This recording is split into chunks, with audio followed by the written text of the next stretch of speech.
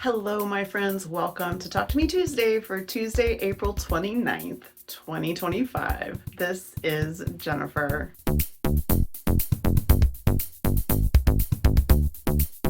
Guys, I want to thank you for the lovely birthday wishes. My birthday was yesterday, and I had a really nice weekend, and I had a nice time with my family. My eldest child made me two birthday desserts, two of my favorite things. So I got a carrot cake and some lemon brownies.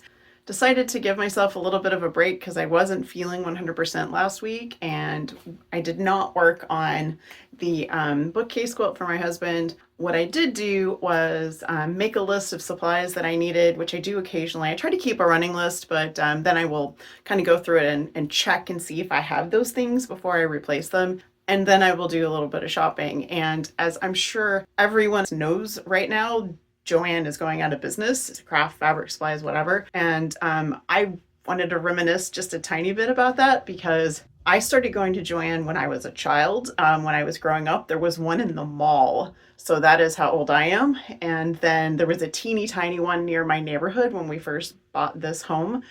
And I loved it. I knew everyone who worked there. I went there all the time because it was super close to my house. And then they did the superstore thing, and I kind of dropped off. I would go occasionally when I really needed something, but it was so big and warehousey that I never really enjoyed that vibe. So I did go just to kind of say goodbye to memories and the people that there were still a few people there that worked at the little tiny Joann's that used to be near my house. And it was really sad. It was a kind of a bummer because it was so empty and it felt weird.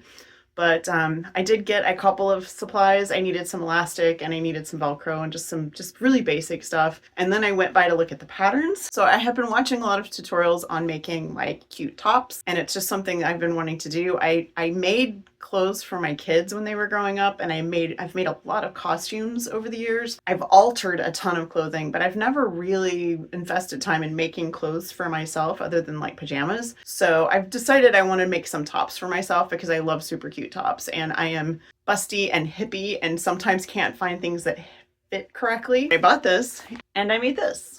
As you guys know, I am primarily a quilter. So most of my fabric is quilting cotton, and I was digging through all of my stuff, and I don't have a lot of yardage of things that aren't quilting cotton. And this is an offcut from an IKEA duvet cover. So in the winter, I sleep with the duvet and a quilt on top because I get cold and my husband does not. So he sleeps with a quilt and I have double layers. But anyway, so I needed to replace the cover on my twin size duvet that I've had for ages. I loved this fabric. I just absolutely fell in love with it, and it had been out of stock and out of stock and out of stock in twin size. And finally I got it in queen size. So I got a queen size duvet and two pillowcases, and I just cut off the part I didn't need, and I had enough to make this top.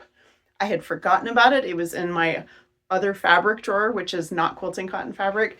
This is a cotton. It's really lightweight. It's super soft, and now I can camouflage myself on my duvet, I guess. So this is Simplicity 9452, and I made B right here. I did have to add a little bit here just to make it fit right here. It has pleats across the front and it has pleats across the back, and then elastic here. And it's cute. It's got like almost like a little skirt waist, which I will just add a picture because I can't back up far enough to show you guys. So I'll just add a photo so you can see what it looks like. But I'm really happy with it. I think this was a great proof of concept. I do need to tweak the pattern a little bit just because I added some after the fact. So I'll add a little bit so I can make it again and make it without having to tweak it. And because I had been watching all of these blouse making tutorials, one of the things that I love is a peasant blouse. I love like poofy, elasticy, like almost like skirt-like on the top. I love that. It just fits me really well. It feels really comfortable. It's breezy in the summer. And that is usually what I'm looking for when I go thrift shopping. And so I decided I wanted to try that. And so I started looking to see how you can draft your own pattern. And I found a lovely video, a little bit complicated. I think maybe because I was not already entrenched in garment making, it was a little bit complicated for me, but I got there in the end. So there is a video by a YouTube channel called Life of a Seamstress, and she is a designer, seamstress, has a sewing studio, I think in Malaysia. but she gives you all of the measurements you need along with how to draw your own pattern for a peasant blouse. There are no sewing instructions, there's no assembly instruction, whatever. This is literally just the pattern.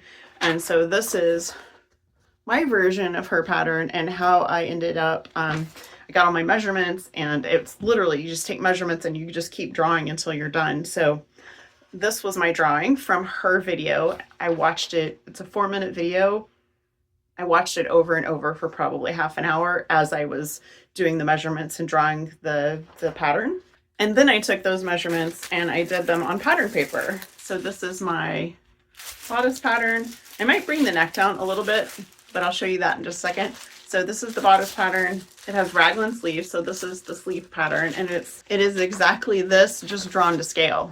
Again, I don't keep yardage of even really quilting cotton. I buy yardage when I need to make a quilt back. So I have very few pieces of yardage. So I was like, I just want to make a proof of concept blouse for this. I want to make sure it's going to work before I spend a lot more time on it.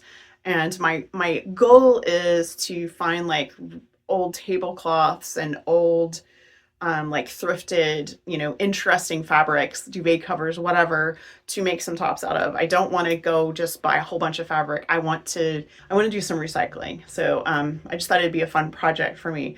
So my proof of concept is fabric I bought for an apron that I never made, but I had enough to make this peasant blouse. It was about 2 yards. So it did end up pretty fun because this fabric, again, was meant for an apron. So you guys enjoy this. It's, I don't know if it's something I'll wear out of the house. I'm not even sure if I'll wear it. It might be something I donate just because I used it as a proof of concept.